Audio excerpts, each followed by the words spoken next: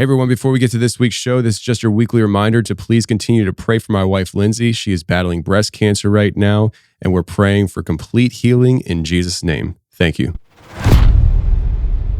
So when this guy walked, he was sinking down 3 inches. And then there was a long period of drought to where it turned into concrete. And so they're still there today. So I went down to this one spot, I hiked down, got my boots on, probably about a mile hike downriver. And I found a nice set of like 8 tracks in a row, 17 to 18 inch. I measured from just heel to heel. So from left heel to right heel, 52 inches. Jeez. So I can't even step that. Huge stride. I documented like 400 in like 2023. There were all sizes though. You'd have a little 6 inch, a little 9 inch, but then you'd have like 25 inch and 20 inch and 18 inch. I had a sighting at night of a large humanoid entity run across the road. It was about 7:30 at night, so it's been dark for 2 hours at that time of year. And I was on a country road and I was just driving and I was looking at oncoming headlights of a car. And then as I was watching it, this humanoid figure runs from my right across in between both of our headlights. So both of them beamed him up. But we were both about the same distance from him, which is about 200 feet. So I'm like 200 feet away from this entity, this creature or being, as it runs across. And I noticed as he ran across that his head was very close to the tree line. He was running through a fielded area to get to the other forest. The other day I was thinking, did I see a giant? Because I can't tell you if it had hair because it was night. All I know is I saw a giant humanoid. Travis, Roy, how you doing, sir? I'm good. I'm glad you're here. Thanks for having me. So you're a crazy man, and and you drove from Texas to here, and I was like, man, we'll get you on a plane, and you're like, no, I got things to do on the way. Right. But you're like a real explorer, man. I mean, you first of all, tell people where they can find your Instagram and all that stuff before I get into this conversation. Sure. Tell them who you are and where they can find your content. Okay. So you can find me on Instagram, and I just run an account called Giants_of_Ancient America. Yep. And I just post newspapers of giants that were discovered, like you can see here in the background here. So that's what I do. Dude, and it's like, okay, there's the Instagram account, but I'm learning you're not just an Instagram guy. You're boots on the ground. You like going out and exploring, and you found some pretty wild stuff. And so, like, coming up here, you're thinking, fly, get there faster, or drive and hit all the spots on the way. Right. Right. And so it's just really cool, man. In fact, you even said that you're going to be hitting a spot on the way back in Tennessee. What was it? Pinson Mounds. Pinson Mounds. Mm-hmm. What's the legend and story behind those? Well, they're part of I believe the Mississippian group of mound builders. Okay. That's just a label that they throw at them. But it's a complex of mounds, the largest being around 70 feet. And it's a pyramid, actually. So each of the points of the pyramid, it's flat top pyramid. Each point in Tennessee, and each point faces like north, south, east, west. So like whoever built it knew what they were doing, and they align celestially and stuff like that. So I'm excited for that. But I hit 3 on the way up here, plus an old stone site too. So these specific mounds in Tennessee that look like pyramids. Mm-hmm. What's the mainstream characterization of these things? Are they just saying they're hills, or are they saying they're No, they're ancient sites. Like archaeologists they're went protected? there. Yeah, they're protected. You go see them. So it's like a archaeological. It's not a state park, so you can't spend the night there. But there's been digs there, and in the past. So we got a phone call coming through here, Jack. Do we hear? I'm hearing it somewhere around me. Yeah, I hear it a little bit. It's not me. Yeah. It's not me. It sounds like a phone call. No, it's cool. I'm sorry, I got distracted cool. there. No, it's all right. Yes, God, are you calling? God is calling. Yeah. Bring him on, Jack. Yeah, answer that call. No, so that's what it is. They're all, you can go to these places. They protect them. So they're state protected. Smithsonian and other entities have been out in the past and looking at them. finding some skeletons. A lot of these are just places of worship. So think of the Bible when it says high places, right? You're aware of that. Yep. This king didn't tear down the high places, but this one did. And then I think another, I can't remember if it's Ezekiel, another prophet says, and if all the things y'all did on top of that, y'all would build a mound at the foot of every town of y'all's. So these mounds are high places of worship. So think of that. And a lot of times the Israelites would do this because of the Canaanites did it before them, right? So what we see around the earth are this mound builders, basically. Wow. So, yeah. So, I mean, there's what you're saying here, and then there's the people who say that, it's just built by Native Americans, it's built by giants, it's giant burial sites. Do you think that there's truth in some of these different stories on what the mounds actually are? Or do you think that maybe to us it's a mound, but when it was originally built, it wasn't just like a mound. It was I think some of them were. So I did a little deep dive on the mound builders. Basically what I conclude is there were different types of mound builders in the United States. And they're different periods. So you have Adena, you have Hopewell, then you have like the woodland period, latter woodland period, then you have Mississippian. They did different types of mounds. Some of them would just erect a big conical burial mound, and that was their place of it's ancestral worship. Now the later ones built these massive mounds, and they had burial mounds as well, but their worship was like to walk up this really tall pyramid and just like be surrounded, like you're elevated above. And now what were they doing? I don't know. I don't know if anyone knows what they were doing, but supposedly they worshiped the sun, celestial beings, and stuff like that, stars and equinox stuff. When the equinox would come up on, say, summer solstice or winter solstice. So, wow. Do you think that so these mounds? So I'm thinking, and I know Pastor Troy Brewer, and he has the story of I'm not sure if he's ever talked. I'm sure he's talked about this publicly. If he hasn't talked about this publicly, I'm sorry, Troy. But he has this story of, there's a pyramid on a property in Mexico. Okay. And I think this is me saying, because I don't know if this is accurate or not. But I think it's the only or one of the only privately owned pyramids in Mexico. It's on private property. The guy who owns it was raised on that property as a little kid. Yeah. And they used to go up to the pyramid. Wow. And at one day they had gone up to the pyramid, and again, this is me retelling a story that I heard, so I'm probably not gonna get all the details right, but two light beings appeared at the top of the pyramid and came down to the bottom where they were, and basically told them, don't ever come back here again or we'll kill you. Wow. And so they didn't. And so like there's that spiritual element behind pyramids. Do you think that in this country, the natives to the giants to whoever, there was that spiritual element too, where like maybe even like fallen angel type connection to these mounds and structures? Oh yeah, I think so, because there are a lot of giants found in the area around these mounds. Okay. So, which I believe they're descendants of the fallen angels. Yeah. The Watchers. Yeah. So yeah, I think so. Huh. Yeah. So let's start off with your discovery was last year. Yeah. Yes. Like before you even get into how this happened and what it is, tell me your feeling upon the discovery. Like, what were you feeling at that moment? Because I mean, I would be shaking. Yeah, like the footprints that I found. Yeah.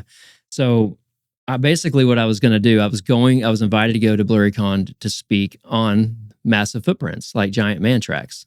And I'd found a lot. Nate Henry called me up. He's like, hey, dude, there's a guy who he wrote a little book about these things, and they're like really close to your house. I'm like, really? I've heard of dinosaur tracks, but not these giant man tracks. Yeah. So dude, I would drive like 40 minutes and I'd be there. And so I go down to these riverbeds all the time. And so I documented 400 in 2023. 400 fossilized tracks. human So like prints? and they're all sizes though. You'd have a little 6-inch, a little 9-inch, but then you'd have like 25-inch and 20-inch and 18-inch. And they were like just living there because they left their footprints. And there was a massive drought in 2023. But fast forward to last year, I had to go back. I was like, I need better documentation.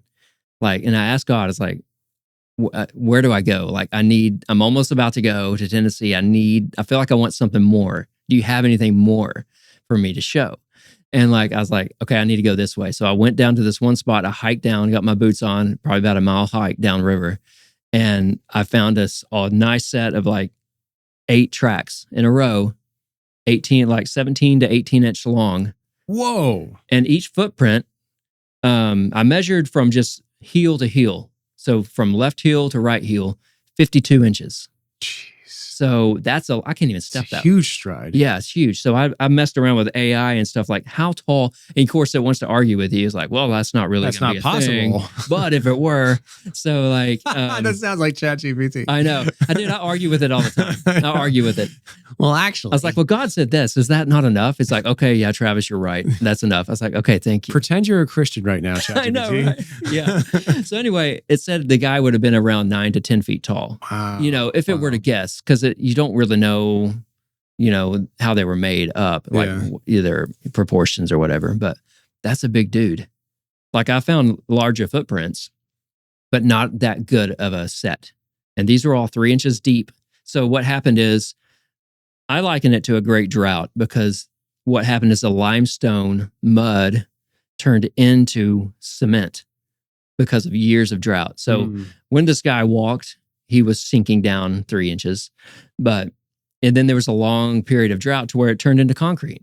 And so they're still there today. Is it documented like as a thing, or is it just kind of like flying under the radar? It was big in the 70s, but like as Darwinism came in, like in the state park just down the river from here, they actually removed the footprints. What was the reasoning? I don't know. Other than Darwinism came through, right? Wow. So they used to have plaques or signs that said caveman tracks pointing down at the big tracks, and then dinosaur tracks. But a guy who saw them in the 70s came back in the 80s, and he's like, he actually got mad, and he went to the headquarters and said, where are the tracks? And they're like, we never had anything here. He's like, no, because he brought his wife with him. He's like, he wanted to show her. Wow. No, we never had it. He's like, yeah, you had it. I was here and my buddy saw it. So he goes back out, and then an older gentleman that was inside the building came out, followed him, who was there when the tracks were there. He said, hey, I know what you're looking for. They were here, and I actually took the signs that you're talking about are in that shed over there. I want to get my hands on those signs. I don't know if they're there anymore, but he's like, well, what happened to the tracks? He said, well, they removed them. So it just basically how I think about this is the lie was so strong, they had to get rid of real evidence. Yeah. Which is horrible, right? Like you can't really erase real history. And that's what I think about these giants. I think these people were real people. They might've been gigantic, but they still are. Is their story not worth telling? Like just because they were a certain way, do we not tell their story? It's like, well, what's their story? And right. And the story itself is why it's a sad story. Yeah. It's a sad story. So the location where you discovered these prints, now the prints that you discovered that day were 18 inches, 15? Right around 17. Right around 17 inches. That's absolutely huge. I mean, people who hunt Bigfoot would love to come across that kind of a track because most of the time it's like 12, 13, maybe 14, a 17-inch track. That's huge. Yeah. And you said there was more that were even larger down there? Yeah. There's 21 inches, 25 inches. Today, still? Yeah. Why they're underwater right now. A lot of them are. So they're protected by the river. So whenever there's a drought, you can go find them. And man, it's hot though. Dude, I was so hot looking for those. I was getting like heat exhaustion, but I just couldn't stop. It was like, dude, it's like a kid in a candy store. You're like, dude, there's another one. I really need to go get a drink, but I'm like getting my brushing them, all the old mud out of them and like measuring them. Wow. Putting water, I'll put water in them, like brush them with water so you could see, because it's hard to see it unless you're there. And so like you brush it with water so you could see the outline. But it's an actual footprint. Humanoid. I want to come hang out with you. Like, dude, this sounds awesome. Yeah, you should. What's their reasoning for not removing all the footprints? Just because? Well, these are outside of the park, so they can't. I can go find these anywhere, and to destroy them all, they would have to take tractors and uproot all the river bedrock in Texas. And there's a lot of these all around Texas. Yeah. Anywhere you have limestone, actually, probably in the country or the world, you might find these a limestone bedrock. Really? Just look. You might find some. That's interesting because I think Tennessee has a ton of limestone, but that would be worth checking out. It also has a ton of overgrowth, and so that's hard. Yeah. Where these are at, is there a lot of overgrowth, or is it more like I'm not real familiar with Texas. Yeah. Whenever I go there, though, the thing that stands out to me is it's really flat. Yeah, and, it is, and it's hot. So I think it's desert, and there's not a lot of trees in this wasteland. Yeah, it's not. I know it's not, but like some places it's so stinking hot. Yeah. So like, is it? Does the terrain in Texas allow for the discovery of these things a little bit more than maybe places like here? Because I mean, you're here, you see the mountains and everything. Yeah, these rivers here, like you have these mountains, and y'all are almost like a rainforest, really. Yeah, it's like, and there's so much green here. So I would say, it's easier to find some of these. We do have some rivers around though that are muddy, and the bottom is all mud too. So like, obviously if there was ever a giant there, you're not going to find a trace of him. Right. So I just look for these types of creeks, riverbeds, and find them. That is so cool, man. Dude, it's so fun. Cool. It's fun. So the first time you went down there is because you knew that there was prints there that was in a book or something, right? Right. Where were you in your discovery journey of giants in America before you went down there? Because like for me, like what we're talking about here, giants in America and unearthing the past. This isn't like new to me, isn't it? Like, really, this is possible? Giants were real at one point? Like, obviously, right? Right. But like, even though it's, for lack of a better term, old hat for me. Yeah. If I went, an hour from here, knowing there was giant fossilized footprints somewhere out in the wild, and I found them, I literally think I might start shaking. It to me, it's just like, holy cow. Yeah. Because all the stuff that you talk about, all the stuff that is in scripture that builds up your faith is now manifesting right in front of you. And you're just like, amen. Whoa. Yeah. So I started in 2010, I started researching the Celts. That's how it started. The Celts. Okay. And they kind of came around the Black Sea. They just appeared in history. Really? Yeah, they just appeared around the Black Sea. So I think they came from Scythians and Cimmerians, which in turn came from the Caucasus Mountains, which is right above Israel. So they came from there. I started following, and I noticed, wait, these are mound builders. And so I started looking into that. And it's like, wait, where all these massive stones come from? And so I was like, that's what got me into giants. And so 2010 is when I started like coming across mound builders and like, wait, who were the mound builders? And Fritz Zimmerman dropped a book right around that time, by 2012 or somewhere in there, because he'd done years of research on the mounds in America. I had no idea existed. And so then I'm like, okay, well, there are giants among the Celts too, because they were finding giant skeletons in their mounds, burial mounds. And so when I find these footprints, you're right. I was like, I was excited and shaky. It's like, because that was like 10 years later. So I started this account, my research account in 2013. The Instagram account? Yeah. Wow. So I started my Instagram account, research account in 2013, and this is 2023 when I first found these tracks. So like, yeah, you're right. I was like, this is crazy because I'm actually seeing evidence. Yeah. Like I believe all the newspapers, right? Because they're not all false. They can't all be false. Right.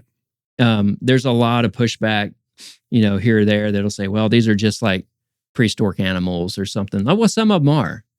Some of them are prehistoric animals, but they're not the ones I'm finding. Yeah. They're because these are wearing copper ornaments. Yeah, I don't think prehistoric animals did that. And these will have regular humans with them sometimes, regular size. But this one guy, like, there's one in Georgia, I think. So this, I kind of looked into this area here where we're at right now. Yeah. There's like one in Georgia that was buried in a 6 foot tall mound, which I don't think is very big. No, it doesn't seem There was right. 5 individuals, but one of them was a 9-foot giant. So I'm like, okay. So they weren't all in great mounds, but these giants were all over the place around here. So that's when I started it. And so, yeah, when I saw these footprints, I was like, wow, this is really cool because I'm seeing tangible evidence, not just newspaper evidence. The Georgia one. So not all were giants. It was just one that was a giant that's 9 feet tall. And that's fairly common. What do you make of that? Like, why is that common then? Is it like the giant was part of a people group, family group, or was it something that was like the giant's buried with its human slaves? Basically, yeah, something like that. I think some of these were like, let's think about this. Like, I think there was a group of mound builders, right? There were predominantly giants, but I do believe there were other people. They might have looked the same. Maybe let's just say they were. Oh, geez, how do I go about this? Like, I think they all kind of looked the same in appearance, other than the fact that some of them were Titans and some of them were not. And I think that they just ruled over them, because you find that a lot. Like, there was a woman that was kind of the same size as a regular person, but then there was this one big dude that was like 8 feet tall. And there's Cherokee legend that goes, there was these priest kings or priests chiefs that seemed to rule over them, and they had a hard time doing anything about it. And like, these priests would just come and do anything they wanted. So I'm not speaking for them, and I'm not saying that that's what those are, but it makes me wonder because of all the research I've done. Yeah. So, but there are times I'll come across accounts where you'll have a woman who's 8 foot tall and the man's 9 foot tall. That's actually fairly common too. So, man. But I do think that they kind of ruled over the groups of people that they were with. Which would make sense. Yeah. Like, just their stature alone. Right. So picture the Celts or whatever. So I think a lot of these things, like Fritz, when he does his studies, he traces them as Amorites from the biblical land into the British Isles, then over to the Ohio Valley. Well, the Celtic peoples and stuff like that, they weren't all just 100% giants. So I think there was a mixture there. And it just goes back to where maybe people interbred with some of them, or maybe they just ruled whoever they were around. They were kind of a problem. And I think as time went on, they got fierce. And if God were to send any like types of famines throughout the lands or something like that, that may be why you had some of them turning against like Chaco Canyon out towards the southwest. Supposedly cannibalism was going on there. And like you had the cannibalistic giants of the Lovelock Cave. But I think they became more and more of a problem. I think they probably always were a problem. I don't think I would want to run into a dude that's like 15 feet tall. And you know what I mean? Ever. Right. I feel tiny when I'm by somebody who's 7 foot. Yeah. I'm like, oh, wow, I'm a kid. I feel like a kid, right? And so like, I don't think that would ever be a good situation. Like, it's noticeable when you're, I mean, I think I've shrunk. My license says I'm 6 feet, but I got 2 spots on my back that are so bad that I really do think I might have lost like a half an inch. I might be sub 6 feet now. But whenever I'm around somebody who's, I just had Nils Glenn from Instagram out here last week. Yeah. And he walks in the door and he's 6'4". Oh, wow. And he's a former professional soccer player. Wow. And so he's an athlete, and he's got a body of an athlete. So he's like, he's agile, and he's not tall and lanky. He's tall and wide and just like athletic. Yeah. And you're standing next to him, and he's 26 years old, a young guy. Yeah. And you shake his hand, and you're like, man, I just feel so small around you. You know? And even I was looking at a picture or a video of him and me sitting at this table. And I think it was like Jack had panned, and it was on me, and then it panned to him or something like that. Yeah. And just sitting, I could see how large he was. Wow. Like he made me look smaller at the table. And it makes you think, like, these giants that are, like a 7 foot giant was a small little guy for exactly. Yeah. It's I wouldn't want to run into them. No, and they weren't like the guys, like the people who have like a pituitary problem, like the Wadlow guy who's like, he was the tallest man in the world. I was like, dude, that guy's not the tallest man in the world. Yeah. But they'll say that. But he had a medical problem, and he had to walk around with a cane. These giants we're talking about, they didn't need any canes. No. And I think they were very agile. Yeah. And so they're quick. Yeah. They were robust. They had wide shoulders, but they could move. I think they had superhuman strength and abilities. Do you think like superhuman strength, or do you mean like, well, that or supernatural strength? Like, do you think that their strength comes from something more than just natural? It's more supernatural. I haven't thought of that, but I think it's possible that it could have been. It's like you got like I'm not trying to be goofy, but it just came to my mind. Yeah, you got the Legend of Hercules. Right. The depiction of Hercules is a strong guy. Yeah. Just alone, he would have been strong. Yeah. But Hercules was like otherworldly strong. And when you talk about like the Greek mythology and where all these legends come from, from my perspective, there's a strong chance that it comes from the biblical accounts of these Nephilim. And could it be that the Nephilim themselves could have been one of the first Nephilim or something like that? Something like that, or a story of these things. Here's a story of it, right? Like this. You bring up a really good point. I think that's very possible for them to have some sort of like spiritual. I think of Samson. Yeah. So like that Samson was just probably a regular guy, a more regular sized person. But when the Spirit of God came over him, he could do incredible things. So like you're basically saying, what if they have some sort of spiritual aspect to them that they could allow them to do more than just superhuman strength? Yeah. And I always like, when I say stuff like that, I backtrack mentally. I don't usually express it. I'm about to, but like I backtrack mentally sometimes. I'm like, yeah, but really, I mean, are they gonna like? Can they really have that kind of supernatural strength? And where does that place God in the equation? I'm like, I'm literally talking about something that shouldn't exist, and God didn't want to exist. Yeah. So like, we already crossed that line. Yeah. Like it is. He didn't create these things. It was a sub-creation. Basically, he created humans. He created watchers. He loves both of them, but something happened. Yeah.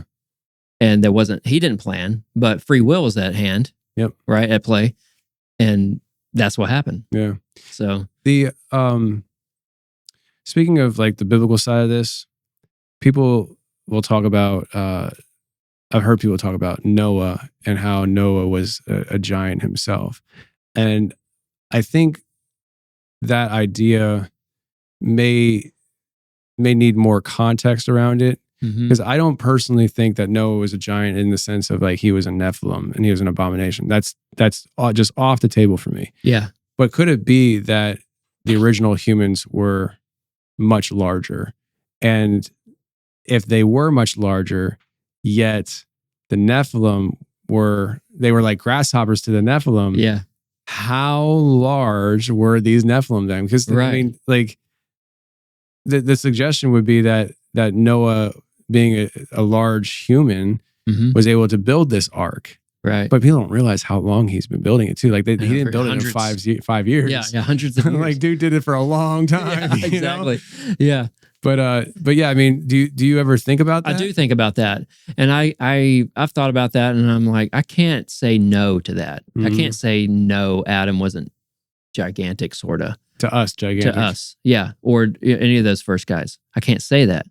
But like to your point, if they were taller, like they'll throw numbers at like 12 feet or something.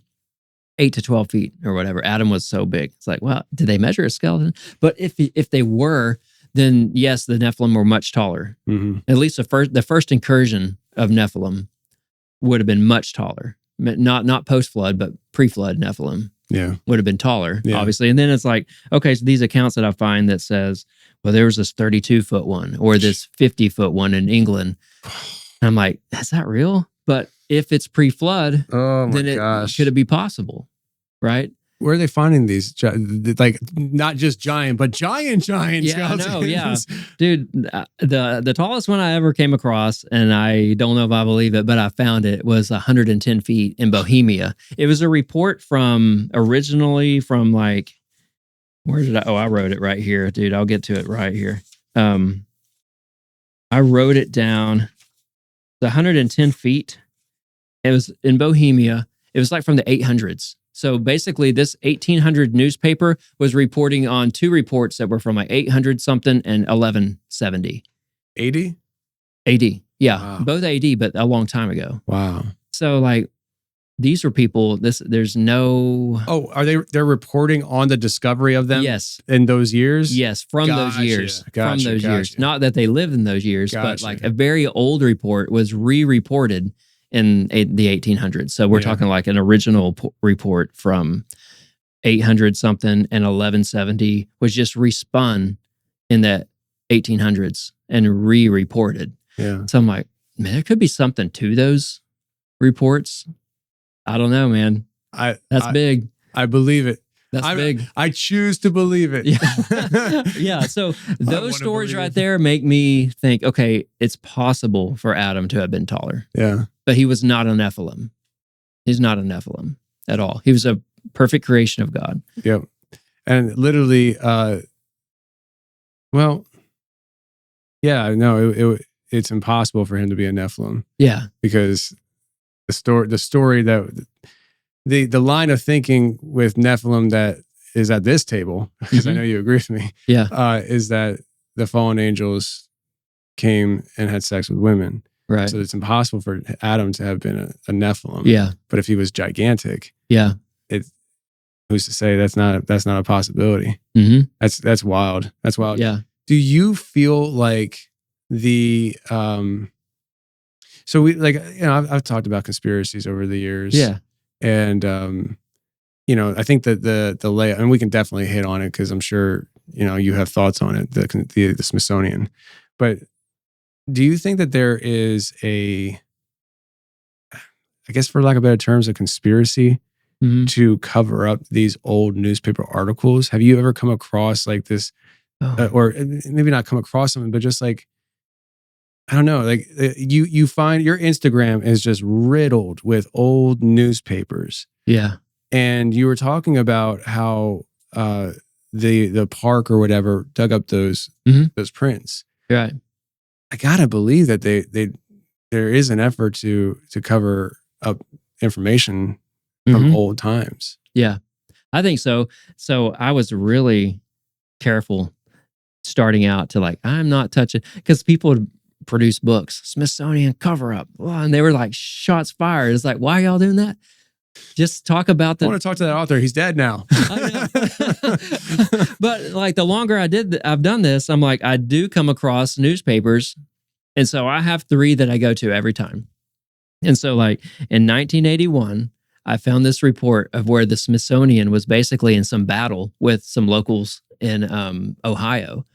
And they were like, so basically they were arguing for the right to excavate and exhibit ancient or prehistoric skeletons. So the Smithsonian was trying to do this. The locals of Ohio were saying, you can't just march in here and take this. Don't you need like a coroner's office or something? No, because we have these from Egypt. We can come and do this with these. So here they are, have evidence of them. That actually, they're admitting that they want to do this in this article. Wow. And so they in 1891, they're in a little dispute with the locals saying, no, we have the right and we're going to. And then in 1895, I came across a really long article about there used to be little dime shops or dime museums, like you pay a dime to go see what the oddities this guy has. Yep. So there was one of these going out of business. It might have been in Georgia because it was an Atlanta type area. Because some of these don't tell you. And so you have to really dig to figure out, like find place names. But I think it's in Georgia, some dime shop, and there was a 9-foot mummy.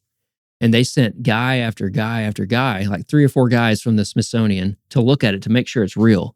And they concluded it was good. And this would be a great specimen to put in the National Museum in Washington. So here you have them purchasing one, right? So in 1981, they were like, we want to do this. We can do this. In 1895, they are doing it. And then comes 1934, they had a new guy come in.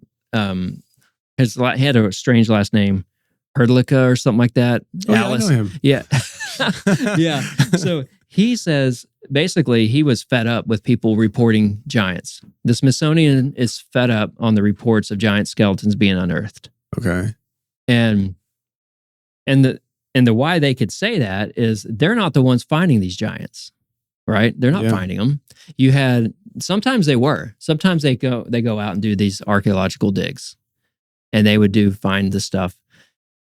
But as it got closer to like 1930, post 1930, they're not reporting on sizes of these skeletons. Because I have one in here from Georgia, from these big mounds that they just report they found this guy, but they don't say anything about his height. It's in 1951. But pre-1934, they would report. So 1930, something happened, and I think it's Darwinism or something started to change. Within the Smithsonian. Yeah. And then school books start to change too, right? They start to say, well, yeah, we came from a monkey. And like I've seen that, tons of times. You have this little monkey and he finally grows into just a regular 6-foot human. Yeah. But nothing taller. So Smithsonian is fed up with the reports of giant skeletons being discovered. So what would happen is somebody would be building a new road, or they'd be going through in this hill that they thought was a hill to build this train track, and they find these giants, and they would notify them, and they were fed up. They were tired. They're trying to shut this down. So accidentally, I came across this information. So maybe there is. So you came across this information in old newspapers? In old newspapers. Yep. Wow. Yep. Just connecting dots. Yep. Right. I mean, when you spend so much time reading old newspapers, you're like, wait a second, I read an article last year. Right. Yeah. And so people would always ask me, hey, what about the Smithsonian? It's like, well, it appears to be that there is some sort of, they don't want to talk about it. Let's just say it that way. And maybe it's inconvenient truth. 100%. When I had heard, and I would like to know if you have heard this too, that the Smithsonian can't be FOIA'd because it's actually not a government organization. It's it's weird because they have so much ties with the government. Some sort of entity that's connected to the government, but not. It literally can't be FOIA'd. Okay. Which is why nobody can really find out what's going on inside. Mm-hmm. And I take every chance I get to say this because I want somebody to do this. Mm-hmm. I was talking to Eric Burleson, the congressman out of, I think, Montana. Yeah. And I told him, I was like, listen, because he wants to know. And good. Yeah. Oh, yeah. He's very interested. But he has a hard time with the Smithsonian.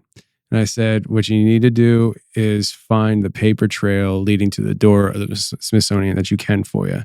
Because the farmer who's plowing his field and digging up a giant skeleton, he talked to somebody before he talked to the Smithsonian. Right. We need to find that paper trail, because if we can't get in the Smithsonian, then at least we can get to the front door and say, we have a dozen cases where everything leads right to your doorstep. So though you can't let us in, we're letting you know there's all this evidence that we know you got something in there. Yeah, I'm starting to file in here under the Smithsonian name because there's so many times they're mentioned. Wow. All right, let's take a second to talk about our sponsor today, which is Quince. Listen, August is the perfect time to hit reset before the autumn rush begins. And honestly, your closet needs it. My closet needs it. I can't think of a better place than to start in my closet. That's why I love shopping at Quince, though, because I'm known for very basic and just, honestly, I look like a homeless person half the time. Honestly, that's how I just naturally want to dress. Until Quince came into my life. When Quince came into my life, I stepped up my game, and my wife actually appreciates that. So with Quince, it's all about fewer, better pieces, and that's perfect for me. Their clothes are made with premium materials, built to last, and designed to become the ones you reach for day after day. They specialize in everyday staples that work harder, like their ultra soft organic cotton tees and premium Mongolian cashmere sweaters. They're versatile, timeless, transition seamlessly from casual workday to dinner out. and everything at Quince is 50 to 80% less than similar brands.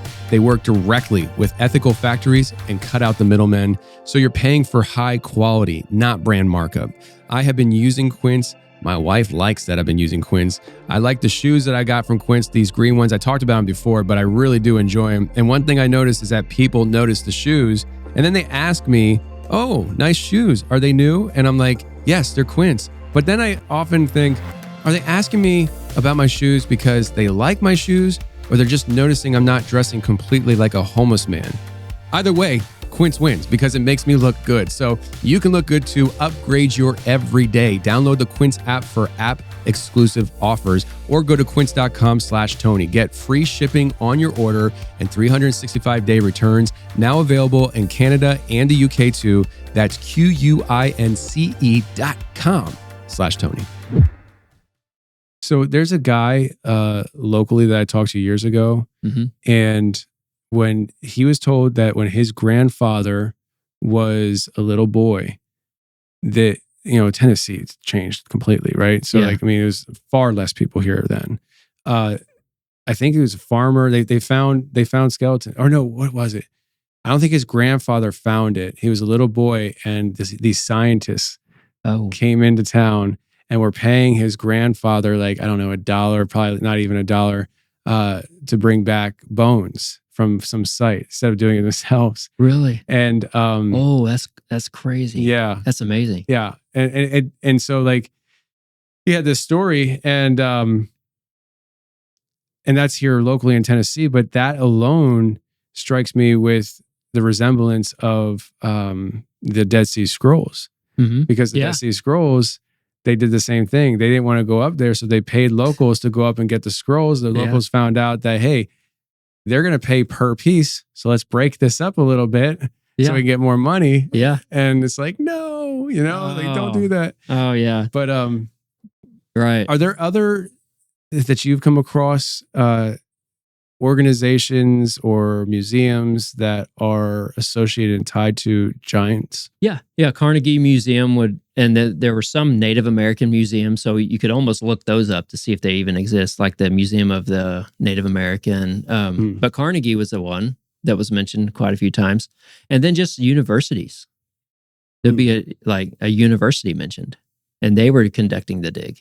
Yeah. Right. So it wasn't just the Smithsonian. There were other entities that were professional that were doing these, and the newspaper would go out and they would report on it, right? Yeah.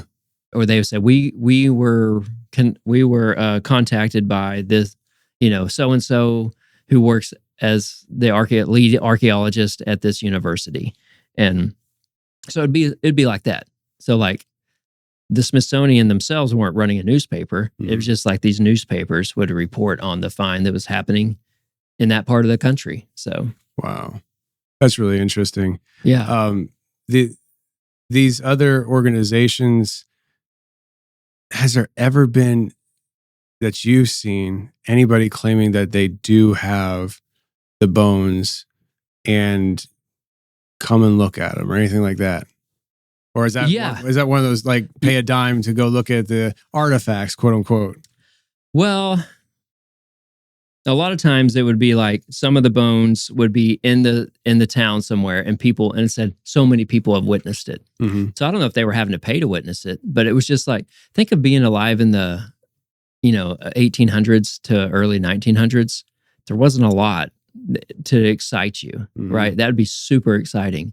And so they were out trying to find stuff too. Like, what do you do as a kid? What do you do? A lot of times kids would find these. In Ohio, like a group of boys were just digging and they found some, and then the townspeople come and look, and sure enough. So, wow. Yeah. So a lot of these were witnessed by many people before it would go to a museum. Wow. So, yeah. When I moved here to Tennessee, and I haven't done this yet, but I long to enter a phase of my life where I have time. Yeah. And that's tough. I would love to go on local hunts and journeys for ancient artifacts and mysteries. And you had mentioned about, what was it, the stone builders or something like that. Oh yeah. The stone grave builders. Stone, and that's See, I'd local never here? heard of that. Yeah. Tell me about that. Okay, so the stone grave builders, I haven't personally been able to tell if they're one and the same as the mound builders, because the more I've thought about it, they could have been some of the regular people of the mound builders. Like not all of them might have been made it to a burial mound. So big burial mounds could have been like the elites. But regardless, they all lived in this area.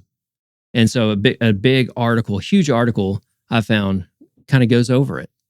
And some of these stone grave builders were found. There's one in, I have one here outside of Franklin, Tennessee. It said an unusually large man was buried.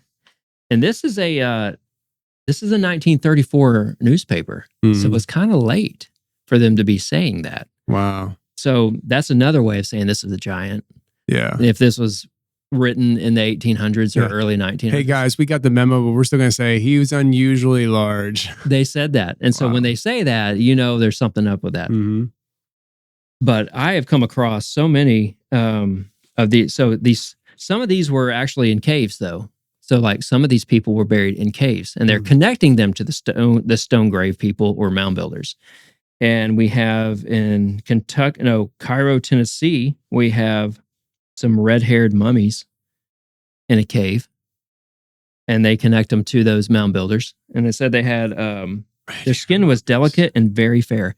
So the wording here is rich auburn, a rich auburn. So that's a deep red. Wow. Not unlike the Lovelock Cave, probably. A lot of these giants didn't have like flaming red hairs, like an auburn red, like a deep red, almost brown if you look at it in the dark, like in a dark room. But in the sunshine, it's auburn. Wow. Kentucky, there was a boy was found in Kentucky cave. We have blonde-haired mummies in Sparta, Tennessee, in a cave. This article is just riddled with all kinds of cool information. This is so cool. Yeah. And so Lindsay told me to stop going in caves, and you're about to sucker me right into it. Yeah, let me tell you this. Right here, just north of Knoxville, there's a cave. It's near the Strawberry Plain. So if you can figure out where that's at, 16 miles above Knoxville, they found a stalactite that had been carved, intricately carved, and they thought it was one of their idols of a mound builder. Basically, it says the idol is 22 inches in length, weighing 35 pounds. It was made in the image of a man kneeling in worship. The straight, well-formed nose and square chin and the thin lips were no doubt modeled from the features of the artist's companions. Wow. So that's near here. That's unreal. So you're looking at all this stuff, the history of in the newspapers. I mean, you're basically a historian. You're a historian. Historians wouldn't like me saying that, but you're a historian. Yeah. And you discovered the footprints on your own. You've seen others that you knew were there. Right. You're talking to me about caves and things that are in these caves. Yeah. Do you get a sense that there's probably still caves out there that haven't been discovered with this stuff in it? Or do you think that there's probably a slim chance of that? There could be a chance, but when you asked that, I thought immediately of like all the kids back in the 1800s. Yeah. And they're doing nothing but like caves. Yeah. Right. They may not have bikes back then. And so they're like looking around. They maybe did. Maybe they did. I'm not a historian on bike making, but like what I'm saying is they love to be out and adventuring. Yeah. But there could still be caves that would have these. Because just think of all the different shafts in caves and in rooms. Yeah. So 100% there could be. We talked about this on the show years ago, but Glenn, this one guy, came down here for an interview. We visited the cave that he talked about. And he says the cave goes back miles, and he's been exploring it his whole life, and he still hasn't explored every branch of it. Wow. That's how big it is. And so, and I don't think that's the only cave in the world like that. You know? No, there's got to be a lot. Yeah. There's got to be a lot of them. And there's here in East Tennessee, there's a town called Townsend. It's probably about 20 minutes from here. Okay. And up there, there's a cave. I'm drawing a blank. It's lack of knowledge caves. Yeah, there you go. That works. I forget what they're called, but they do tours. And the way it was discovered was there's these two boys that were outside playing, and I might be getting my stories confused a little bit, but I believe it was a heavy rain and they were playing in puddles, and they found a puddle that they realized there was no bottom to. Oh my. And so once things dried up, they went back and realized that it's an opening to a cave. And they went down and they started exploring this gigantic cave. Wow. And they come back home and they tell their family, and nobody believed them. And so this became a place where they just went to play together. Nice. And I mean, we're talking a giant cave, giant. And like imagine the earth just opening its mouth up and swallowing you. And what it's like a room or something, or like it's not a room. It's like 2 or 3 stories or something. It's like cathedrals. Yeah, cathedral. That's what it's just massive. And their entire life they played in them as a kid. Yeah. They went off to, I think it was World War II, and they came back home and reunited and remembered about the caves. And they went and worked, I forget what industry it was, but they worked really hard with a specific goal to save enough money up to buy the property that the cave is on. Yeah. And they did. Wow. And they opened it up for touring then. No way. Yeah. That's cool. And to this day, you can tour it, and I only know this because my son just went on a field trip there. Yeah. And so like he came back telling me this. And my wife was a chaperone on it. And so she was telling me this part where there are parts of this cave that the tour guide will say, we haven't been able to put a stair rail in at this spot yet because it's that massive and big. Whoa. So be careful and watch your step. And apparently there was like, I don't know, like a chain or a rope going across like a cliff edge. Mm-hmm. And my son was just sitting there at the cliff edge looking down like a 150-foot drop. No way. Yeah, it's something like that. But like, whoa, that's how large this is, right? Yeah. And these have to be all over the place. That's what I'm saying, man. Yeah. Like it has to be everywhere. Yeah. So I think there's probably still a lot. And see, the thing is about these caves, it preserve the hair, right? And so you can say, okay, well, who were these people? Right. You could do DNA testing. Probably. And so like it preserved kind of who they were, what they look like, their appearance. And so like, okay, these do look Celtic, sort of. Like some of these must have come from the British Isles because they had the same customs. Yeah. The mound building, the worship. Like there's a massive temple mound, Salisbury Hill in England. It's a massive round flat top. It's huge. It's probably bigger than the ones here. I don't know. It is massive. You've probably seen it. But like the customs are similar. And so now you're finding people, and they had so the mound builders didn't have a spoken or like a written language, it said, but it did say that they had some strange hieroglyphics. So this one lady in Carthage, Tennessee, they found a fair-haired woman, and she was wearing an intricate belt woven with strange hieroglyphic that looked like letters. Really? Around her waist. So dude, Tennessee in this area, and Virginia, West Virginia, which is riddled with all kinds of cool ancient history. Mm-hmm. But it didn't say that these were giants, but when it did bring up the stone grave builders and the mound builders. So I'm like, okay, I'm starting to recollect stories that I've uncovered myself. And so here's one. I was like, oh, dude, these were stone grave people, because I found this account from 1859 in Virginia, on the Monongahela River. Now it's in West Virginia. So it's so far back that it was all one when they found it. So it was in Virginia. So now it's West Virginia. This farmer was digging plowing a field, and his plow unearthed this flat stone, and within it was a vault. So it's a megalithic vault with a giant, at least 8 feet tall. And where was this? In Virginia. Whoa. So these are some of the stone grave people. Whoa. And then it says, as they looked around, there's hundreds of these in his field. So he didn't know it, but as he started to look, so you have hundreds of graves of people who are at least 8 feet tall. And they had, other ornaments, intricate made ornaments that were with them, like pottery and stuff. Yeah. So I'm like, okay, so here they had reddish hair because of the ones that were buried in caves. Now the ones that are in the ground didn't have hair necessarily all the time. So depending on how old they were and the conditions of the soil, but they were giants.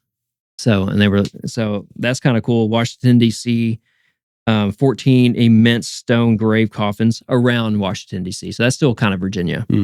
Of men of gigantic stature. This is 1930. So here we're using the words gigantic now instead of like giants. Yeah. Yeah. So no, they're just all over the place in this area of giants and mounds and stone graves and caves. I mean, I used to dream about finding an arrowhead, which I still haven't done. But now as an adult, I dream about finding giant skeletons. Oh man, me too. Golly, can you imagine? Yeah, no. I would love that. I mean, would you tell anybody? Knowing what you know with everything that you've read, how would you proceed if you found something? Probably no. Yeah? Like you wouldn't tell anybody, or you just wouldn't tell officials? I wouldn't tell, I would tell some people, but not everybody. Please say me. Yeah, I would tell you. Okay, perfect. Yeah. Yeah. We're friends. I would tell you this. Yeah. Maybe off air. No. Yeah. That's wild, man. No, I mean, I do keep my eyes peeled when I'm walking around, and I keep looking at this dude's pelvic bone over here. I know that's AI. Yeah. But I have found some things that look like massive pelvic bones. They're fossilized in the areas that I hike. You know, where you find the man tracks and where I find these big looking axe looking heads, like, you know, and stone tools. You find the ones that are like, you can see two rocks in the riverbed. One's as rough as it can be, but the other one's got pit marks all in it because it was a tool. And some of these things are long, like really long. Like, okay, I wouldn't have grabbed that. So I just keep my eyes open wherever I go. So I'm glad you do. I hope you find something. I do too. I hope I find something for you. Yeah. I'll share it with you too. Okay. When I was in Wisconsin, I was on Lee Hampel's property, who is up near the piece of Bray Road. In fact, he has a property right off of Bray Road. And he's got a 30-acre farm. He says he's seen a lot of different things on the property. Probably one of the coolest things that we saw while we were up there is he had the people across the street. They were plowing or something, and they were just getting rid of like giant rocks that they got in the field. And the one rock looked really cool to him, so he grabbed it. And he's like, "I'll take it." And I think he paid him like $200. He's like, "I'll take it. I'll pay you for it." And they're like, "Okay," you know. And he takes it and puts it right outside his barn and props it up there, just as it's a cool rock for him. Yeah. When we were looking at it, it didn't look like just a rock. Really? It looked like it was a tool, like a head of a tool. Okay. And the reason why I'm bringing this up is because you said earlier about, was it in the States that there was the legend of a 150-foot skeleton that was put? No, that wasn't in the States. That was in Bohemia. It's 110 feet. 110 feet? Yep. And then 50 foot was in England. Are there any reports of massive ones like that here? 28 feet in Louisiana. 28 That's what I found. Louisiana. Yeah. Interesting. That's big. Oh, yeah, it's huge. So it looked like it was some kind of, the way it was shaped, it was like it had this head that was worn down over the years. Yeah.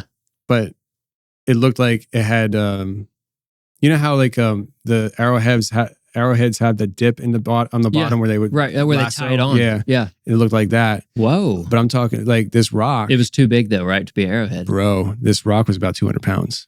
Oh. Yeah. Wow. Like Joel is like by far, well, Ward's pretty darn strong too. They're both way stronger. He could pick it up, but it's hard. He couldn't. Oh, he couldn't. He couldn't move it. Yeah. Like, jeez. They could rock it, but they couldn't lift it. And Ward was like determined, to deadlift this thing, and he couldn't. Yeah. It was huge, but it was. I've been there, finding a rock you want that looks like a remains from sort of some sort of megalithic rock. And I was like, this is the smallest one, and I bought it. And I was like, I couldn't even pick it up. 3 of us couldn't pick it up. I was like, doggone it. I had to use a dolly. It's like a dog getting in too big of a stick. Yeah. Yeah. So that's crazy. So a possible stone tool. I told him, I said, if you ever want to get rid of this, I'll take it. But as soon as like we started talking about it, I think he got more interested in it than ever was before. Exactly. He's like, oh, I'm moving this inside. And I don't think his kids are totally on board for the legends of the property and stuff. And he's leaving the farm to his kids. And I told him, I said, please just leave like a note to your kids that they don't want the rock in front of the barn. Call this crazy Tony guy. Right. He said he'll pay you for the rock and pay to have it shipped to him. Yeah. Because I will. Dude, that'd be worth it to have. Oh my gosh. We'll put it right on the table right there. That's why I collect these things that looked, man, I'll show you some of them later. Yeah. But that's why I collect them. It's because like I can't leave them there. They look too much like tomahawks. And what size of a tomahawk would you have? Would you not carry a 30-pounder if you were, 12 foot tall? Why not? I mean, why would you choose a 7-pound or a 6-pound or 3-pound, whatever we use? Why would you do that? Like that wouldn't make any sense. So it makes sense that they would have big stone implements. Yeah, so, I think so. Yeah, I think so. I mean, if you have the ability to carry that kind of weight, and we often like think about to kill something, right? Well, I don't think they would have needed anything to kill anything. They could just kill, right? But these are tools. What if it is that they were using it to clear a path of trees out of their way, right? And they're like, well, the bigger the better, exactly. In that kind of case. And then what if there was another clan of them that they, how people get upset at each other? Oh yeah. Wouldn't they get upset at other clans of giants? Oh my gosh. Then you really need that tomahawk. Yeah. Like you really need to crush some skulls. Yeah. Literally. So, and it's going to be tough. Yeah. That's what I had that thought too. It's like, man, why would they need that? Yeah. It's like they weren't always friendly with each other probably, right? Because I came across an article it was somewhere in middle America. It's like 15,000 or roughly 15,000 skeletons have been found. It's an obvious battlefield. Okay. It looks like a race of possible Mayans and possible mound builders must have fought each other to the death. What? That's gotta be amazing. And so I've got to bring that one back up. If I find it, I'm going to repost it. Yeah. To kind of bring it back forward. So there's so many things. Like when we were talking about that 28-footer in Louisiana, I just came from the Poverty Point where they said this massive 700 foot by 700 foot, 72 feet tall temple mound was built in like 30 to 90 days. I'm like, and they say that's one of the oldest ones in America. But it was just hunter-gatherers, equivalent to 31,000 dump trucks. They built it that fast. But I was like, well, what if you had some of those guys that were 28 feet? Or maybe just a little shorter. Like maybe they could get stuff done. Maybe. I don't know. That just kind of crossed my mind when you were mentioning that. There's also like we were talking about earlier with the fact that if these giants are who we and what we think they are, they have the natural strength, but also the supernatural strength. And what comes with that supernatural strength? Like what comes with the supernatural? Like could they lift even according to their physical standards way more than what they even should have been in the natural being able to do? Right. And what kind of things are we moving now? Right. It's wild. Have you ever heard of John Brewer out of Utah, the legends of those Utah giants? Yeah. Dude, I love that. I heard him somewhere. I was like, I've got to look into this guy because he's doing what I want to do. Yeah, I don't know if he's still. Maybe he's not doing it anymore. No, I think he's dead now. Oh, that guy. I was listening to another guy, Terry Carter, who talks about John Brewer. Yes, not John Brewer. Sorry. Yeah. I was mixing them up. You should connect with Terry Carter. I should. I can connect you. He's an interesting guy because like the Nephilim giants and stuff was not his thing. He was a treasure hunter. The treasure hunter. There's nothing wrong with that either. Yeah. And even in the treasure hunting, the idea of unearthing giants came up. That's kind of another type of treasure though. It's like, treasure of ancient history and stuff. Yeah. Dude. So, like and I can imagine why he was so interested in it because like the legend of the John Brewer, I mean, these giants that this guy found when he like took a crowbar and lifted up the lid on the sarcophagus. He described them as royalty. Yeah. Because of the way they just had the jewels. The way they were dressed. Yeah. Yeah. like I imagine Terry Carter would have been like, oh yeah, I got to find that. Yeah. You can have the bones. I want the treasure. I want the treasure from their neck and their head. Yeah. Dude, that area of the U.S. is covered with giants too. You think they're still living today? Giants? Yeah, I think. Well, I mean, I had this thought the other day, so I had and I don't know if we want to turn that way or not, but turn whatever you want. I don't care. In 2014, 2014, I had a sighting at night of a large humanoid entity run across the road. Mm-hmm. So when you ask me that question, I'm like, what do you mean? Well, how do I answer? Do they live today or not? In what form? Like, it's a good question. I believe in the Kandahar giant. There's too many stories. Mm-hmm. There's too many stories and different witnesses who don't know each other. I don't think they're fabricating it all. Yeah. Right. So I think it's not just one witness. You have a lot of them. So to me, that gives it validity. Yeah. So I'd say yes. I think they're still alive. So you mentioned that the 28-foot giant skeleton was found in Louisiana. Yeah. It didn't say where, but yeah, in Louisiana. Dark Waters years ago was on the show, and he told a story of after Katrina went through. Yeah. It opened up a lot of waterways in the swamps that were inaccessible before. Uh-oh. And he was told that these fishermen were going into these new areas to explore what the fishing's like. Yeah. And they came up on this one area, and they said on the shoreline was a humanoid figure that was peeking from behind the trees. It was that large. Whoa. And Jack, if you could look that episode number up and just chime in and let us know what number that was, just so people know to look at it. Yeah, I remember, I probably listened to it because that's ringing a bell. I remember him talking about giants in Louisiana. Yeah. And so like you hear that and then you hear the John Brewer story, and you have all these different, historical accounts that at some point you say, not all these newspapers and articles and word of mouth, it's not all lies. There is a truth to this legend, and if there's a little bit of truth, then there could be a lot of truth to this. Right. I brought up Utah with John Brewer because, and I think honestly, if I do this, I think you would be interested, and I would love to bring you. Mm-hmm. Yeah, this would be a journey of a lifetime for you, I think. Yeah. If it pans out the way I think. Yeah, I love that area. I've never been, but it's been in the back of my head. I want to look into the area. I can't. I'm going to be lost though. It all looks the same as in a desert. Dude, so I'm going to die out there. I had a really bad first experience there. Oh, really?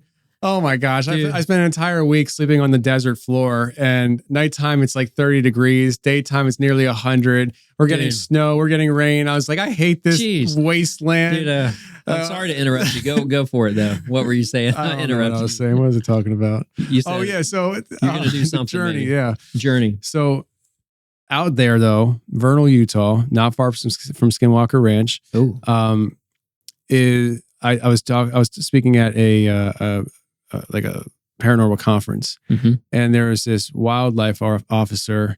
He's a government employee, standing next to my booth, just hanging out. And I think I even opened up with him and be like, "Hey man, like you can stay there all day. You look like you're my security or something." And we started talking. And it turns out he's in law enforcement. And the week before, he's in charge of like a million square acres or something like that. Really? Like it's just. There's nothing out there. So it's just one officer. Man can do it. You just drive around and look for crime. You never find it. But every once in a while you do. There's other types of crime. Yeah, there is.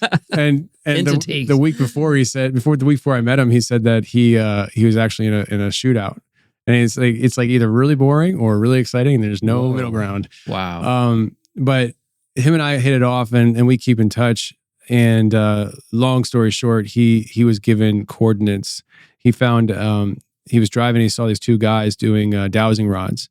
And so he got out and he started talking to these guys. I mean, you don't see anybody, so you get to see somebody and talk to them. Let's talk to them. Yeah. And the one guy said, if you ever want to get rich and retire early, there's gold around here. And he's like, what do you mean? And he said, there's these giant, I forget how he said it, but he's like, there's these giant temples, Nephilim temples, and they're guarded by some kind of tribe or something. And he said, but these Nephilim giants, there's tons of gold. And he's like, well, Whoa. if there's gold in these, why don't you go get them? And he's like, I'm not touching it. It's cursed. Really? And the story landed on my ears. I'm like, I'll touch it. Yeah. Jeez. I'll go. Wait, hey, God said you can eat anything now, right? You can basically, God can protect you. If you ever see me turn on the camera for an episode and I'm wearing a big old fat gold chain, just know that came off a Nephilim. That's right. And you're protected. I'm protected. Psalms 91. Psalm 91. Yeah. Got it hanging on the wall. Yeah. But yeah, I mean, so they said that within a 2-mile radius of where they were standing when they told him this was a temple. And so he's going to take me to the coordinate spot, and I'm going to try to spend a week just exploring. And boots on the ground. I'm going to hate every minute of it. Oh gosh, it's just so hot there. Just because of the area. It's so hot there, man. I mean, I probably won't go in August like I did last time. But, yeah, don't do that. But he also said that a new ranger that came on the force with them is relatives to the family that owns McConkey, I think is how you pronounce it, ranch. And it's a really famous location, tourist location. People drive there, they park their car in a gravel parking lot, they hike into, it's a beautiful hike. Okay. Beautiful hike. And then you get up to the petroglyphs. Okay. And there are massive petroglyphs all over this wall. And one's called like the Three Kings. Mm-hmm. And these giant petroglyphs have 6 fingers. No way. Yeah. But apparently there's more to the property that's not available to the public. Really? And this ranger told him this and said, I'll show you sometime what's not available to the public. And he told me, I'll call in that favor when you come out. And I was like, hot diggity dog, let's go. You know? I'm going, baby. Document that thing. Heck yeah. Oh, if not, just for yourself. For my YouTube channel, there the you world, go. baby. Yeah, I know, show that stuff. Yeah, because no one's going to know where it's at exactly. No, I mean, if he tells me I'm not allowed to say, then I already said, but... Well, I mean, like, isn't there like a lot of land? Like, no one's going to find it. I assume so. Yeah. I have no idea. Let's just assume it's thousands of acres. I'm just going to say, listen, man, I'm going to be square with you. I'm a YouTuber. This is going on YouTube. Show me the bones. Like, that's right. Yeah. Let's just do this. Yeah. But I know Jamie Walden's going to come too, because that same officer, after he heard Jamie on the show, went all the way down to Jamie's church and did a Sunday at Jamie's church and introduced himself. And Jamie texts me and he's like, dude, I met somebody and I already knew. Wow. And he's like, we're going. I'm like, we're going. You know? Dude, that sounds and so it's not amazing. only Tony the podcaster that's an adventure seeker. Yeah. It's Jamie Walden who knows how to survive in all elements. So I'm actually going to make handy. I'm going to make it home alive. It's going to be great. Yeah, you know? It'll be great. You're going to be doing fine. I can tell my wife, rest assured, Jamie Walden's coming. We're going to be fine, you know? Yeah. So it's going to be good. You should come. I would love to. That'd be fun. I would love that. I think that would be, it would just be a fun adventure, man. Yeah. And dude, I am down for adventures. Clearly. I don't do enough, but I'll try. I try as much as I can, but I need more. Man, I'll tell you. Tell us about this. So you talked about the roadside crossing. Yeah, but a couple of years ago, you had vocalizations that was like some kind of chatter, but you said there was infrasound involved. You didn't tell me. Yeah. So let me get into that. So my first encounter. So before I saw the roadside crossing, I was hiking in Virginia, and so this may take a little bit of a turn, but I was hiking in Virginia with a buddy. We were in the Shenandoah Mountain area of, I think it's Central Virginia. My mom was from there. My sister was living there at the time. And so we'd go out there, travel and see her. I was hiking and we were going up this mountain and we're on a logging trail. So people in the areas are familiar. There's always logging trails on these mountains. And occasionally, it may be years, they'll come back in and use those trails. They're like roads. But there's no gravel. It's just a pathway. We're walking up that, and the trail or the drive kind of veered to the left, and the guy I was with didn't want to go that way, so he stepped off to the right. And so we walked off about 15 feet, and we just kind of stopped, and something growled at us. So something was about 30 feet in front of us in some laurel. So this is August. So it's green. Everything's green. But something growled, and it wasn't an animal. So I've researched it. You know, bears don't growl like that. They huff. This thing, the way I described this growl, it was like 20 guys. So think of the guy with the deepest voice you know times 20. And you could just tell the chest cavity was huge. And this thing growled. And I had some cool rocks in my hand. Like I had some quartz. I was taking it. The dude I was with, he was from Virginia. He didn't have his gun with him. Of course, I didn't. I was traveling. I didn't have it on me. And he starts picking up rocks. And I dropped my rock because like, I can get out of here. But we actually froze. The first growl, we just froze. We're like, what was that?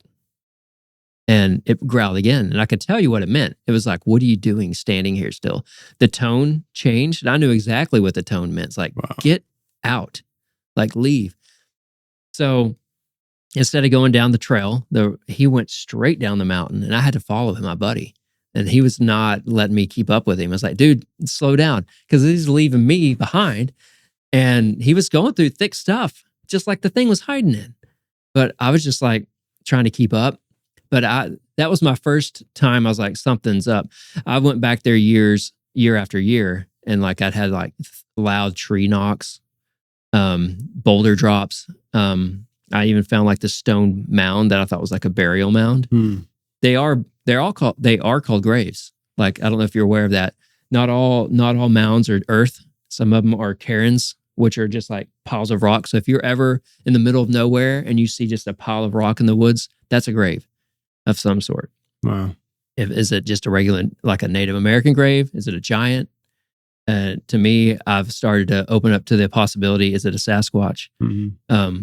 Because I dug into that thing and I was like, had my metal detector out. This is like the next year, metal detecting. And I got a reading. I was like, I'm going to find a sword or something. Well, I just found a piece of wire, just random wire. I'm like, okay, so this isn't that old. So what kind of grave is this? And I found out the more I was in that area, something did not like me digging into this grave or into this mound. It was like, or digging in the ground at all around there. Because I would be digging, like looking for things. And I got somewhat aggressive activity on the mountain ridges, like dropping things or, smashing things. And there's nobody up in these mountains. Nobody lives up in there. It's all tall forest, hardwood trees, kind of like here. That part of Virginia is much like Tennessee. So that was my first encounter of something that was strange. Now, fast forward to December of that year, I was back in Texas and I was driving down the road. It was about 7:30 at night, so it's been dark for 2 hours at that time of year. And I was on a country road and I was just driving and I was looking at oncoming headlights of a car because I always look at that because I was always perturbed of like, I'm going to hit a drunk driver. So I watched their headlights. Like, are they straight or are they swerving? Yeah. So I was just looking. And then as I was watching it, this humanoid figure runs from my right across in between both of our headlights. So both of them beamed him up. So, but we were both about the same distance from him, which is about 200 feet. So I'm like 200 feet away from this entity, this creature or being as it runs across. So, and I noticed as he ran across that his head was very close to the tree line. Okay, so I made a mental note of that. That thing was huge. He looked skinny, but he looked like a human. His head didn't look huge, but maybe it was because I went back later and I measured and the tree line is like, and it took a couple years for me to measure because I was on that road again and I was following a semi truck and I was like, he was scraping I was like, oh, shoot. His head was up there where those limbs are. He's taller than I thought he was. So I put a tape on it. And the thing had to have been between 11 and 12 feet. Wow. But the weird thing about this is he crossed the road. If you said 1, he was gone. So he was booking it. He didn't just like walk. He was booking it. I didn't see his arms because I went later and there's a wrought iron fence right there in a field. So basically, the way I figured it out, there was a patch of woods and a patch of forest over here. He was running through a fielded area to get to the other forests. I got on Google Earth and looked, and there was a big fence up to my shoulder. It was like 5 foot or 4.5 feet.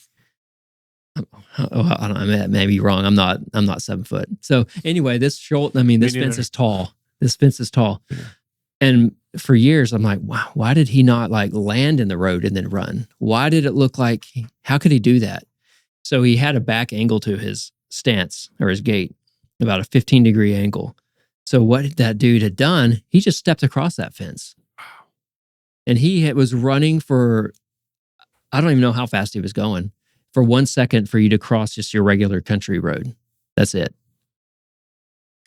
So I'm like, what did I see actually? The other day I was thinking, did I see a giant? Because I can't tell you if it had hair because it was night. All I know is I saw a giant humanoid being. So do you think that the other car saw it too? I don't know. So what you're describing how fast it moves. If you're not paying attention. If I looked like this, I would have missed it. Or if I looked down, I would have missed it. Or if I would have blinked, I could have missed it if I blinked. Wow. It might have been a long blink, but I think I could have missed it if I just went like that. I was just locked on to this other car and I saw it. And it sent like some dread over me because of how fast it was. I'm like, man, if these things are that big and they move around that fast, good luck. What can you even hide in your house? No. That's what I thought. I was like, I don't think my house is off limits. Something else must be keeping them from doing that. That's spiritual. God. Yeah. But yeah, that was my first sighting and only sighting. What do you think about, like, because I mean, I guess you started out thinking it was Bigfoot. Now you're thinking, well, maybe it was a giant. I don't know. Jury's out. Mm-hmm.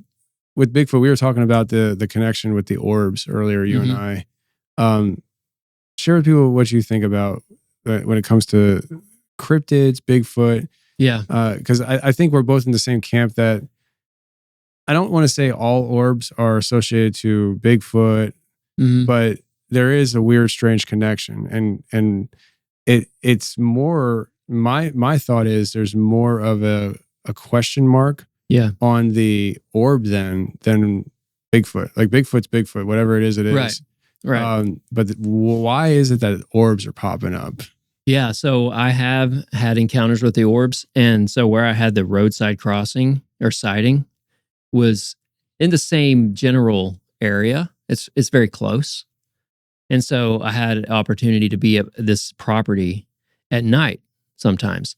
And what I was seeing, I noticed, like, I'd heard of the lights, but I'd never seen them. And I was skeptical. It's like, whatever. Like, I don't know. I didn't know what to think about it maybe. But I was sitting out. So after the sighting, the night sighting, I was sitting outside and it was about 1 o'clock at night. And I was like, because I'd found what I had done is I'd found this trail that I'll go ahead and give this away. I can kind of spot their trails in the woods typically. They look like they're about this wide. It looks like an elephant went through. It's not perfect. They're going to crawl through the briars, but it's going to be more clear than right, left, and right of it. Right? Does that make sense? So and you're talking about what? Sasquatch. Sasquatch. Yeah. Okay. So I'd found a trail like that. Okay. And so I was like, okay, if I sit here long enough, I might see one crawl across or something. And so it's like 1 a.m. And then down a little farther away in like a fielded area. So I was sitting in a forest area. There's a field area. I see this light. It's about the size of a grapefruit. It was like flash, flash, flash, flash, flash. So it did that 5 pattern just like that 3 different times. And then I heard like a weird owl sound to the left in the forest. And then to the right, I heard a branch snap. I was like, and then I just left because that's a little creepy. What was that light? Because here's the deal. It was kind of in the moonlight down there. So there's not anything there. Yeah. But this yellow light about the size of a grapefruit was appearing out of nowhere with no flashlight. But the thing is, something to the left and right responded to the light. And I'm like, well, somebody's telling on me. Like, this light is telling on me.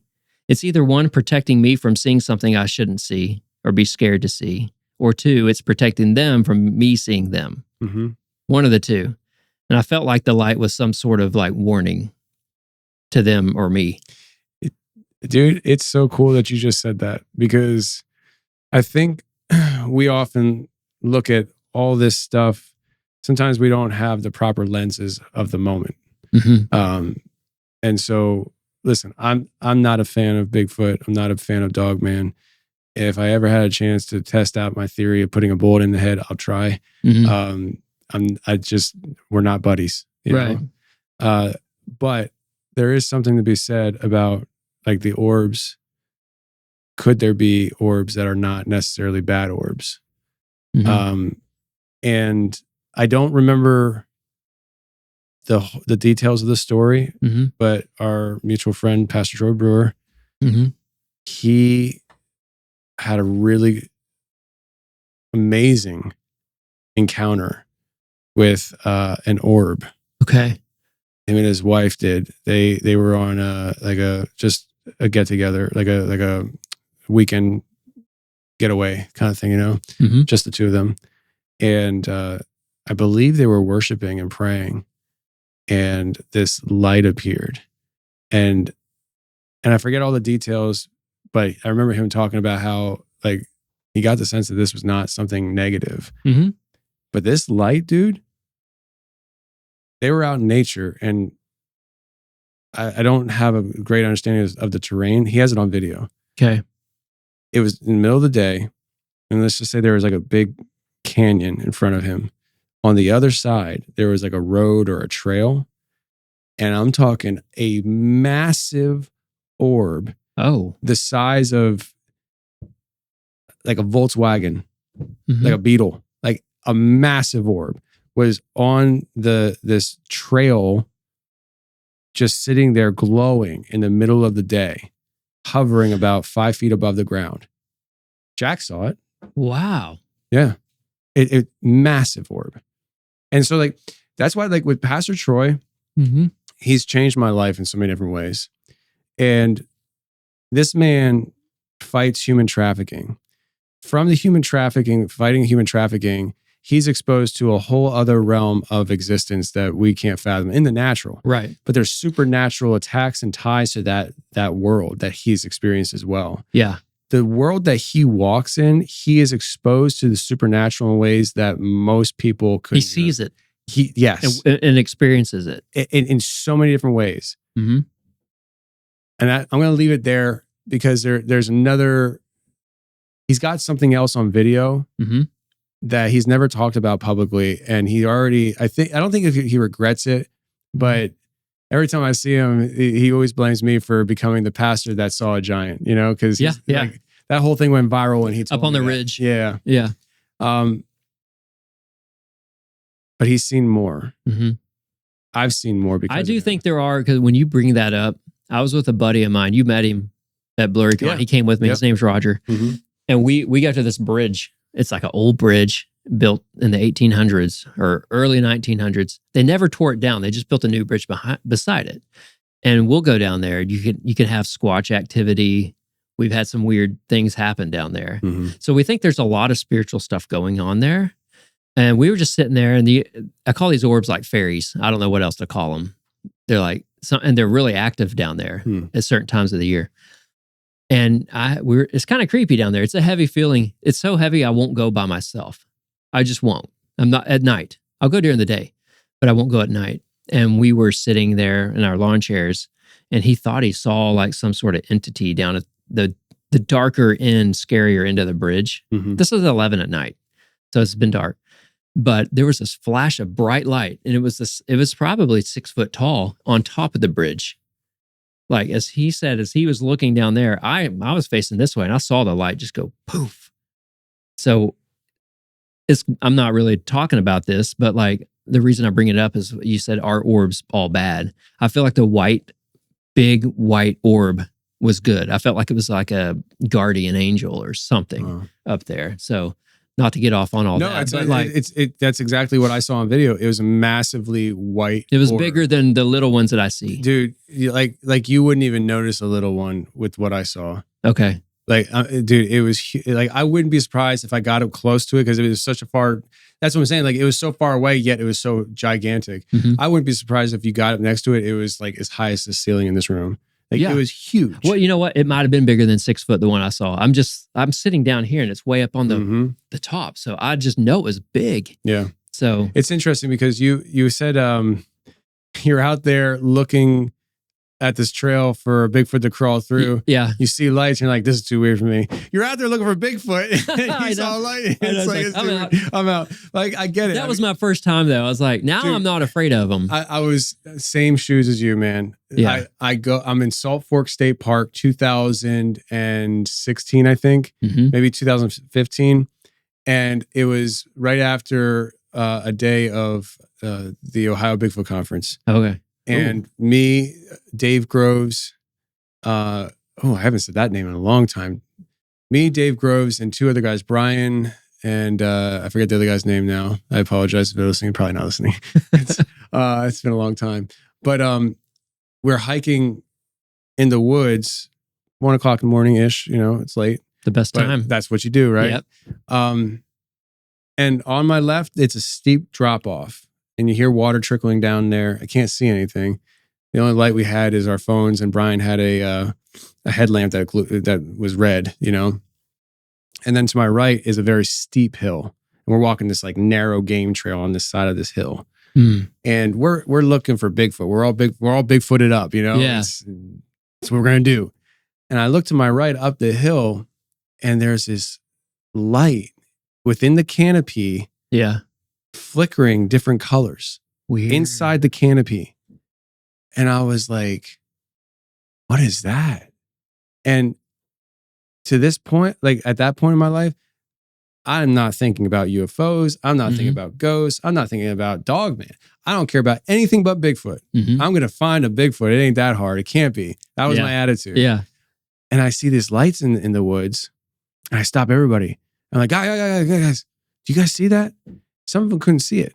Really? Some of them saw it. Yeah. But they all went, huh, and just kept on going. It didn't faze them. And I'm like, this is so weird. And that was like one of my first introductories to this idea of the cryptid community, Bigfoot community, this whole world. Yeah. And there is a spiritual element within it. Right. Forget Bigfoot being a spirit being. Within the community world, there's a spiritual element.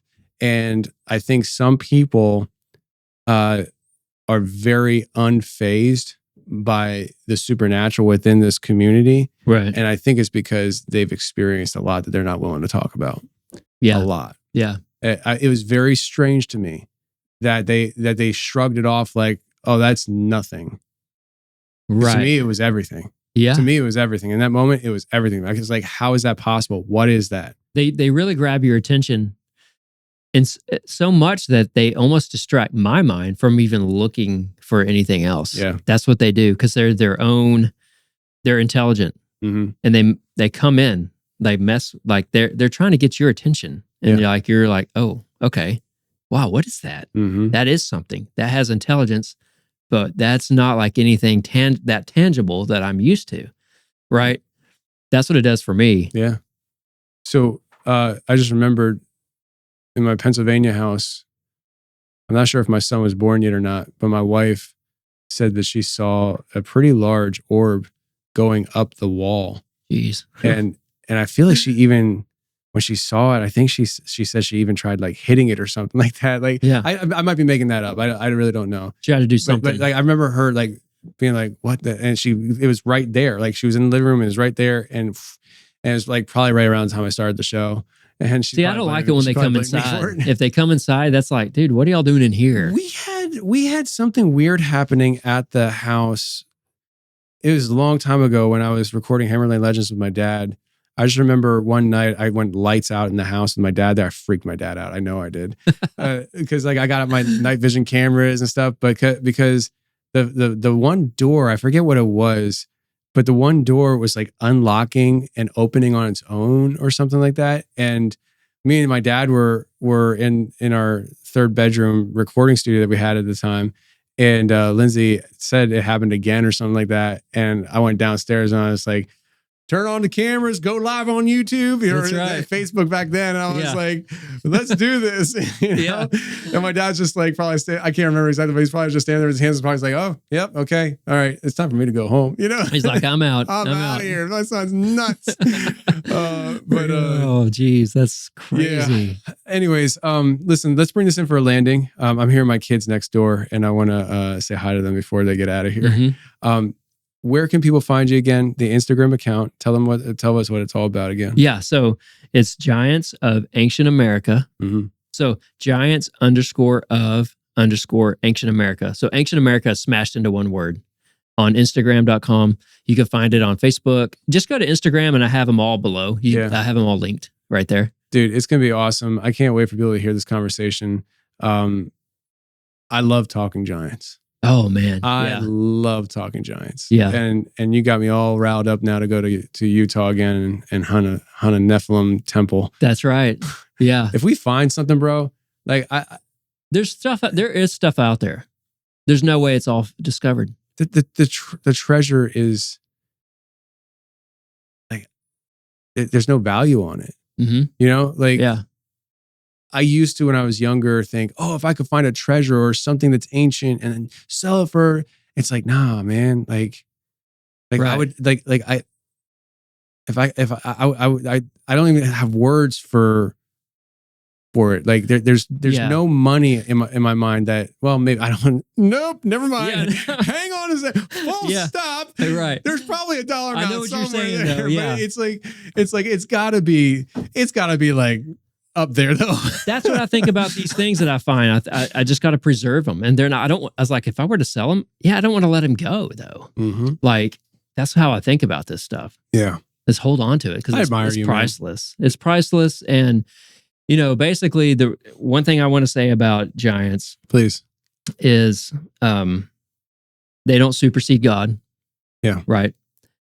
And the different judgments throughout time, like in the Bible with Joshua. When the sun stood still, I like to shine a light on that because like the biggest, baddest dudes that Satan could somehow create or tempt other angels to create for him or whatever in the seed war or whatever, they can't outdo God. So, I like to shine a light on that and say, I don't do this to prop Giants up. I just do it to expose and to bring out the history and to say that Jesus is above all. Amen. So, amen. And we were talking about too. I'm so glad you said that because before we started going, you brought that exact thing up, and it's like all this stuff is a gateway, mm-hmm.